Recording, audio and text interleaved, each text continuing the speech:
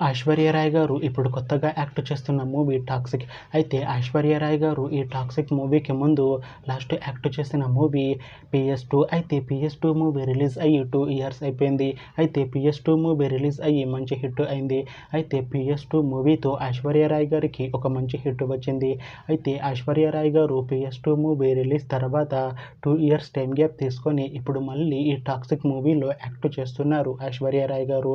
చూడాలి ఐశ్వర్య రాయ్ గారికి ఈ టాక్సిక్ మూవీతో కూడా ఒక మంచి హిట్ వస్తుందా లేదా అనేది మనం ఈ టాక్సిక్ మూవీ రిలీజ్ అయ్యాక చూడాలి.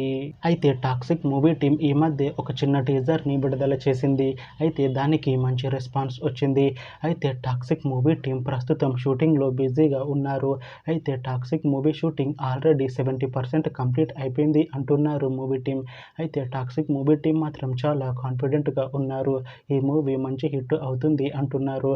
అయితే టాక్సిక్ మూవీని 2026లో రిలీజ్ చేసేలా ప్లాన్ చేస్తున్నారు మూవీ టీం.